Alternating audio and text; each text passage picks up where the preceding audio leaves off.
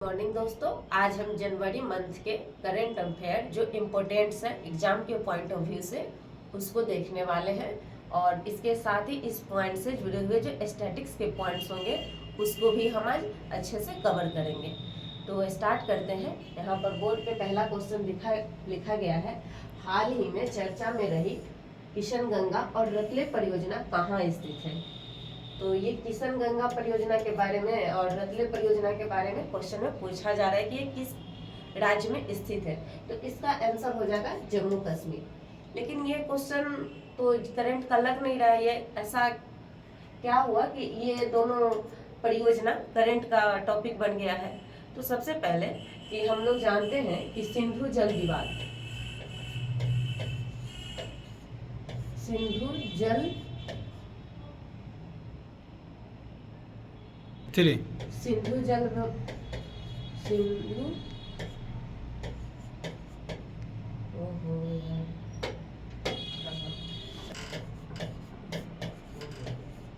सिंधु जल संधि, आप इसके बारे में जानते ही होगा कि ये सिंधु जल संधि जो हुआ था 1960 में, यानी कि 1960 में। यह संधि जो हुआ था यह सिंधु नदी के और सिंधु नदी के जो सहायक नदी थी उनके संबंध में जल और भारत और पाकिस्तान के बीच में जलों के वितरण से ये संबंधित है। ये सिंधु जल विवाद या सिंधु जल संधि। इसमें क्या हुआ था, जब 1960 में ये संधि हुई थी तो इस समय भारत के जो प्रधानमंत्री थे वो थे पंडित जवाहरलाल नेहरू और यहाँ भारत के जो थे अयूब खान राष्ट्रपति।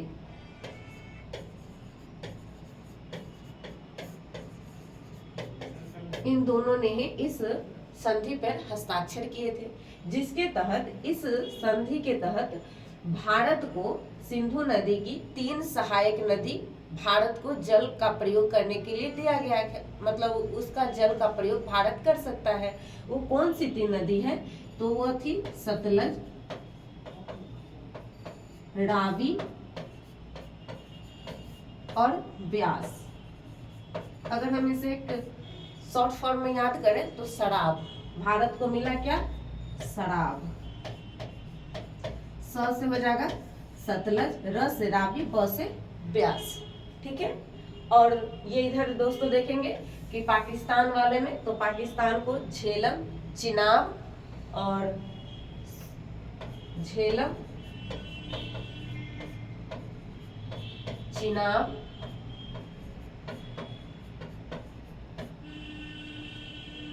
और सिंधु नदी, ये 3 नदी रहा जो पाकिस्तान को इस समझौता के तहत इसके जल का प्रयोग करने का अधिकार मिला और इसमें का प्रयोग, इस जल का प्रयोग भारत के लिए मिला। तो ये चर्चा का विषय था कि ये जो नदियां थी इनके जलों को इस समझौता के तहत ये कहा गया था कि, क्योंकि देखिए अगर आप थोड़ा सा जियोग्राफिकल टर्म के हिसाब से यहाँ पर देखेंगे, ये हमारा जम्मू का इधर जो है, इधर से ही सिंधु नदी निकलती है, यानी कि भारत के क्षेत्रों से, मानसरोवर के क्षेत्रों से होते हुए यह सिंधु नदी भारत के होते हुए पाकिस्तान की ओर जाकर के या अरब सागर में जाकर गिरती है। और यहाँ पे इस भारत के ही क्षेत्रों से अलग अलग नदियां आकर के ये सिंधु नदी में जाकर के मिलती है। तो इससे क्या हो रहा था कि पाकिस्तान को लगा कि ये वाला जो नदी, छोटी छोटी नदियां हैं, सिंधु की सहायक नदी, उसके जलों को भारत रोक नहीं दे, क्योंकि अगर ये पानी रोक देंगे हम तो इन लोगों को दिक्कत हो जाएगी। तो इसीलिए एक समझौता भी हुआ था। तो इसी पानी को भारत को नहीं रोकने के लिए इस तरह का कि भारत पानी पूरी तरह से रोक न ले अपने देश में, अपने क्षेत्र में, इसके लिए यह समझौता हुआ। अब क्या होता है कि यहाँ पर इस समझौता के तहत ये तीनों मिल गया था, अलग अलग डिस्ट्रीब्यूट कर दिया गया कि ये नदी भारत के लिए है और ये पाकिस्तान के लिए है। लेकिन धीरे धीरे इसका विवाद बढ़ा। सबसे ज्यादा विवाद जब ये वर्ष 2015 में होता है, जब ये किशनगंगा जो है नदी घाटी परियोजना किशनगंगा नदी पर, जो कि झेलम की ही एक सहायक नदी है, इस पर परियोजना ये झेलम की सहायक नदी है। झेलम नदी याद रखेंगे हम लोग, किस पर है, तो झेलम नदी। इस झेलम नदी पर किशनगंगा परियोजना स्टार्ट किया जाता है तो जाकर के यह विवाद ज्यादा चर्चा में बन जाता है और पाकिस्तान इसका विरोध करता है कि ये जो परियोजना है यह सिंधु नदी जो सिंधु जल परियोजना जो है, सिंधु जल संधि जो है, इसका क्या किया जा रहा है, उल्लंघन किया जा रहा है भारत के द्वारा। और इसके लिए उसने एक मांग कर दी न्यायालय में जाकर के कि मुझे जो अंतर्राष्ट्रीय न्यायालय हेग में है नीदरलैंड वाली, उसमें जाकर के कि मुझे इसके लिए आपत्ति है कि भारत इसका उल्लंघन कर रहा है। तो इसी के लिए जो इस पर जो चर्चा का विषय बना हुआ है ये, क्योंकि वहां से कोर्ट ने कह दिया कि ये विषय भारत के जो इस विवाद के तहत, इस संधि के तहत जो विवादों को सुलझाने का जो कैटेगरिया दिया गया है, उसी कैटेगरिया के तहत आप इस विवाद को सुलझा सकते हैं। पहले इसके पहले मतलब 1, 2, 13 कैटेगरिया दिया गया था इसमें विवादों को सुलझाने के लिए। तो वही कह रहा है कि आप पहले इसमें ही जाकर के पहले एक दूसरे के आपसी सहमति से, सहयोग से ही जब ये विवाद सुलझ सकता है तो आप आपस में ही बात करके एक दूसरे के ये जो विवाद है उसको निपटाने का प्रयास कीजिए। तो ये इसीलिए अभी ये कोर्ट ने इस फैसला को भारत के पक्ष में देते हुए कि आप जाकर के आपस में सुलझाइए, भारत के पक्ष को, तर्क को ध्यान में रखते हुए ये बात फैसला दे दिया। तो इसीलिए ये जो आज का टॉपिक है हमारा पहला करंट अफेयर का, ये आज थोड़ा चर्चा का विषय रहा, जिसके बारे में आप लोग थोड़ा सा जान गए कि ये किशनगंगा है और ये रतले परियोजना जम्मू कश्मीर में है, ये 1960 का है, ये सब भी याद रखेंगे आप लोग। और उसके बाद आता क्या है कि ये रतले परियोजना के बारे में पूछा जाएगा कि आपका ये रतले परियोजना किस नदी पर है, तो ये चिनाब नदी पर है। रतले परियोजना चिनाब नदी पर है। जम्मू कश्मीर है आपका, यूटी है भारत का, ये याद रखेंगे हम लोग। और यहाँ पर 90 सीट है, अभी चुनाव हुआ है, ये भी थोड़ा सा ध्यान रखेंगे कि 90 सीटों पर अभी हाल ही में जम्मू कश्मीर में चुनाव हुआ है। और ये उसके बाद आता है हिमाचल प्रदेश का भी याद रखेंगे। इसमें अब अमर अब्दुल्ला जो है इसके यहाँ के सीएम बने हैं।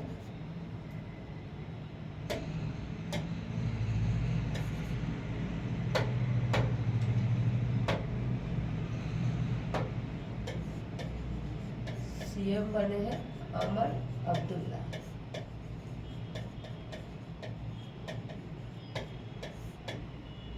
ये रहा आपका हिमाचल प्रदेश, ये भी याद रखेंगे। हिमाचल प्रदेश की राजधानी कहाँ है, तो शिमला है। 19 इसका गठन कब हुआ था, तो 1971 में हुआ था।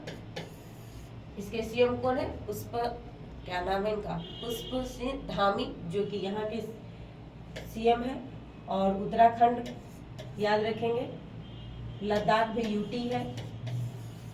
उत्तराखंड की राजधानी क्या है, देहरादून। तो अब नेक्स्ट क्वेश्चन देखते हैं। नेक्स्ट क्वेश्चन कह रहा है कि हाल ही में सुभाष चंद्र बोस आपदा प्रबंधन पुरस्कार 2025 के लिए किसे चुना गया है। तो आप लोग जानते हैं कि अभी हाल ही में 23 जनवरी को हम लोग पराक्रम दिवस मनाए हैं।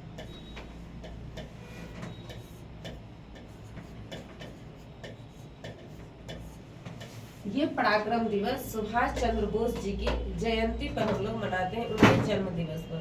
क्यों, क्योंकि सुभाष चंद्र बोस जी का जन्म 23 जनवरी 1897 को उड़ीसा के कटक में हुआ था।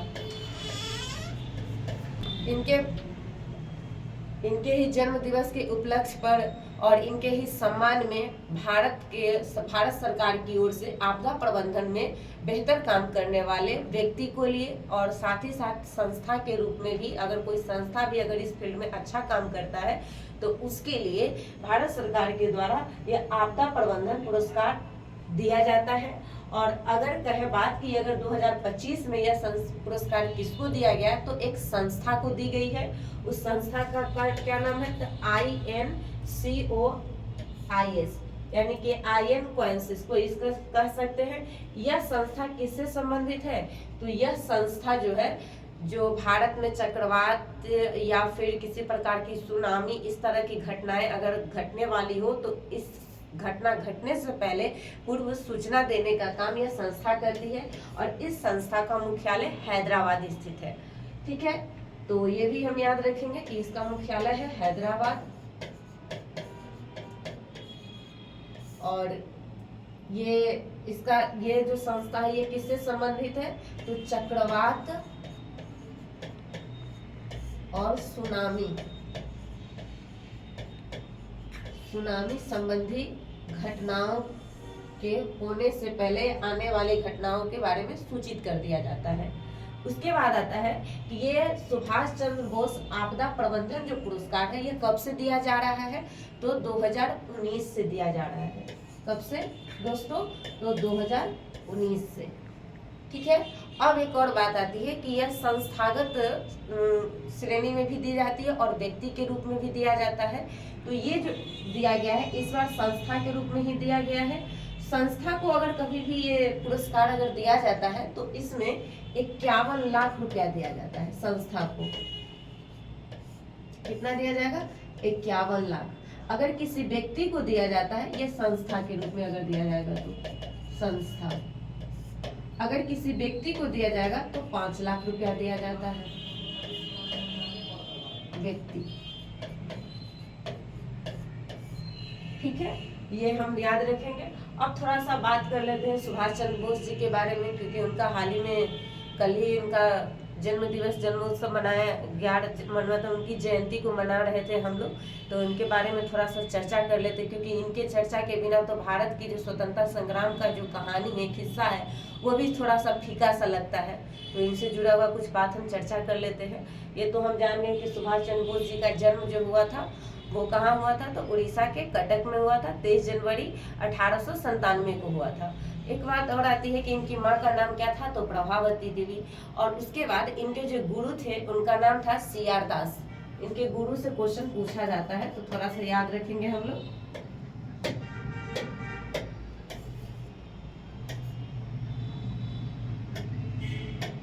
इनके गुरु का नाम क्या था, CR दास। उसके बाद आता है कि इनके जीवन पर सबसे ज्यादा प्रभाव किनका था, इनके व्यक्तित्व पर। तो कहा जाता है कि स्वामी विवेकानंद जी के विचारों से काफी ज्यादा प्रभावित थे और अरविंदो घोष के विचारों से भी इनके ऊपर, इनके जो व्यक्तित्व था उनमें झलकता था, इन पर वो कुछ ज्यादा ही इनका उस पर प्रभाव रहा है, स्वामी विवेकानंद जी का और अरविंदो घोष जी का। तो ये भी रखेंगे, इनके ऊपर प्रभाव किनका रहा, इनके व्यक्तित्व के ऊपर, तो अरविंदो घोष,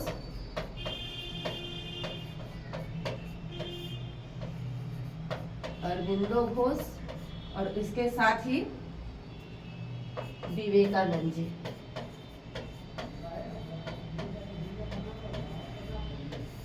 ठीक है, अब आती है कि ये सुभाष चंद्र बोस जी जो थे, इन्होंने जब अपना प्रारंभिक शिक्षा स्टार्ट करते हैं, फिर कॉलेज की शिक्षा प्रारंभ करते हैं, तो इनकी जो शिक्षा दीक्षा वो लगभग 1919 तक ये कंप्लीट होती है।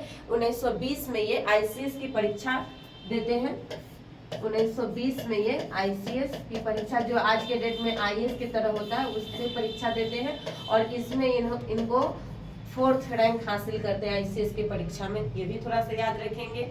और उसके बाद ये 1923 में जो घटना घटती है, जिसमें इनको एक अखिल भारतीय जो छात्रों का एक संघ था, उसका इनको अध्यक्ष बना दिया जाता है। फिर उसके बाद दौड़ आ जाती है 1930 के आसपास का घटना, जिस समय गांधी जी के द्वारा सविनय आंदोलन चलाया जाता है, जिसमें इनको भी जेल में डाल दिया जाता है। फिर वहीं जेल से ही ये कोलकाता के मेयर पद के लिए ये पर्ची भरते हैं और ये 1931 में यानी कि 1931 में ये कोलकाता के मेयर बनते हैं। कोलकाता के मेयर बन जाते हैं। उसके बाद आता है कि इनको टीबी की बीमारी, जेल से बाहर आने के कारण इनको जेल में, मांडलिक जेल थी उसमें रखा जाता है। तो वहाँ पर ना बहुत ज़्यादा इनका तबीयत बहुत ज़्यादा खराब हो जाता है, टीबी की बीमारी हो जाती है, जिनके इलाज के लिए वो लंदन जाते हैं, यूरोप में। वहीं पर उनकी मुलाकात एक एमिनी नाम की लड़की से होता है, एमिनी, जिनसे ये विवाह करते हैं 1937 में। ये भी ध्यान रखेंगे, एमिनी से इनकी मुलाकात वहीं होती है। उसके बाद ये 1937 में उनसे विवाह करते हैं। फिर उसके बाद आ जाता है दौर 1938, जो कि सब कोई आप जानते होंगे। 1938 में सुभाष चंद्र बोस जी ने हरिपुरा अधिवेशन की अध्यक्षता करते हैं। उसके बाद आ जाता है 1939 में त्रिपुरी अधिवेशन होते हैं, जिसमें ये अध्यक्ष के पद के लिए उम्मीदवार रहते हैं और ये जीत भी जाते हैं। लेकिन गांधी जी से इनका कुछ मतलब वो नाखुश हो जाते हैं गांधी जी, जिनके कारण उनके सम्मान के लिए ये पद छोड़ देते हैं। और उसके बाद ये अपना 1939 में है ये 1939 में वो त्रिपुरी अधिवेशन को छोड़ते हैं और फिर ये फॉरवर्ड ब्लॉक की स्थापना करते हैं।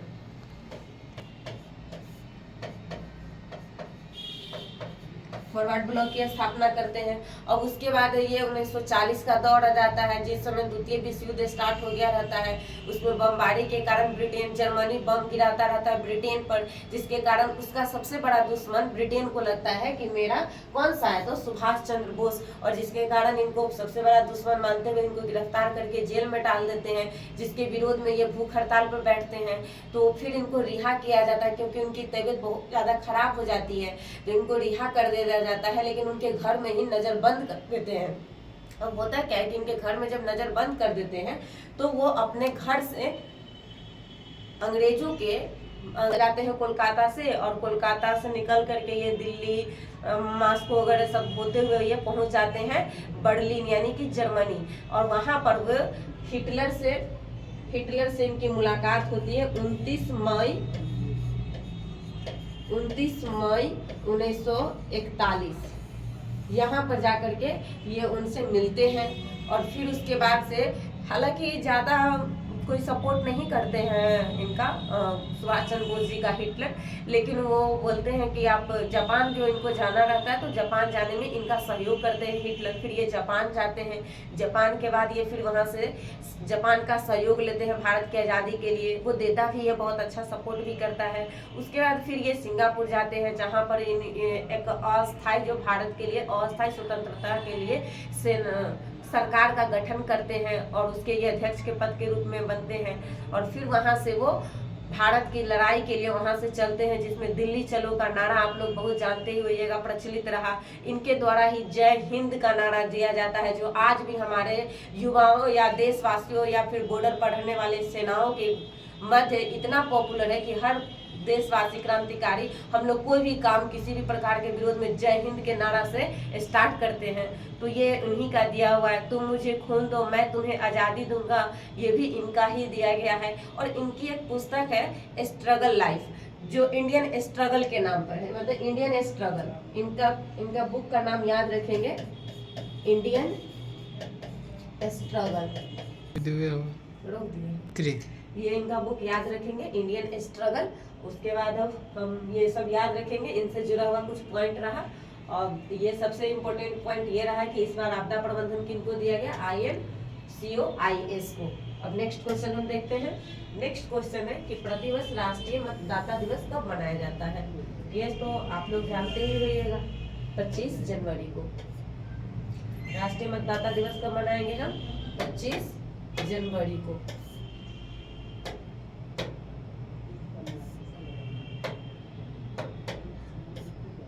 25 जनवरी को राष्ट्रीय मतदाता दिवस के रूप में मनाया जाता है। अब एक बात और आती है कि राष्ट्रीय मतदाता दिवस में ये जो 25 जनवरी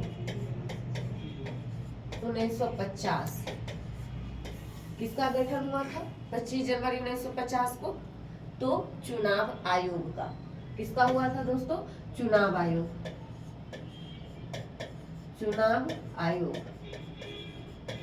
चुनाव आयोग की चर्चा भारतीय संविधान में कहाँ है, तो भाग 15। अनुच्छेद अगर आर्टिकल्स पूछा जाए कि आर्टिकल्स, तो 324 से 329 इसके बीच में आर्टिकल्स। चुनाव आयोग की चर्चा है। अभी वर्तमान में हमारे चुनाव आयोग कौन है, तो राजीव कुमार जी है। सबसे पहले अगर पूछेगा कि चुनाव आयोग कौन रहे हैं, तो सुकुमार सेन। सबसे फर्स्ट वाले कौन थे, सुकुमार सेन।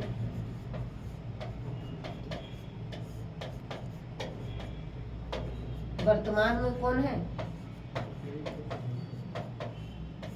तो राजीव कुमार।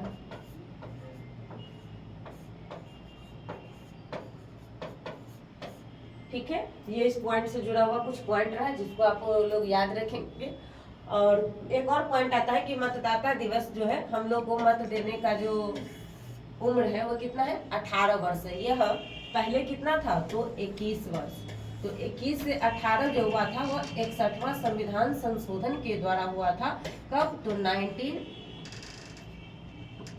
1989 ये हुआ था। याद रखेंगे कि 21 से 18 हुआ। और ठीक है, और नेक्स्ट आ गया आपका 23 जनवरी। हम लोग को पता ही है कि 23 जनवरी हमारे पराक्रम दिवस के रूप में हम लोग मनाते हैं। 26 जनवरी को गणतंत्र दिवस के रूप में मनाएंगे, जो आने वाला है ये। अब ठीक है, नेक्स्ट क्वेश्चन देखते हैं। नेक्स्ट क्वेश्चन कह रहा है कि ग्लोबल फायर इंडेक्स 2025 में भारत को कौन सा स्थान मिला, यानी कि फायर पावर इंडेक्स में भारत का रैंक कौन सा है। तो इस बार 2025 में भारत का स्थान चौथा है। पहला स्थान पर कौन है, तो पहला स्थान पर अमेरिका है। फर्स्ट स्थान पर यूएसए, दूसरा पर कौन है, रसिया, तीसरा पर कौन है, तो चाइना। ठीक है दोस्तों, और चौथा स्थान पर अपना भारत रहा। ये फायर पावर इंडेक्स किस लिए दिखाया जाता है, ये इंडेक्स का क्या महत्व है, तो ये दिखाने का प्रयास करता है कि किस देश की सेना कितनी मजबूत है। यह पावर, उस पावर को दिखाने के लिए ये इंडेक्स एक महत्वपूर्ण काम करता है।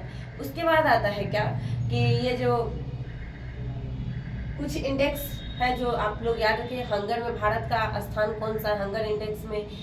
शांति में कौन सा है, जेंडर गैप में कौन सा है, तो ये अब याद रखेंगे कि हंगर में भारत का स्थान कौन सा है, शांति में कौन सा है, हंगर की भुखमरी में, तो भुखमरी में भारत का स्थान 105 है,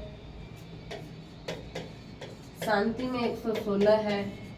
ठीक है, जेंडर गैप इंडेक्स में कितना है, तो 129 है।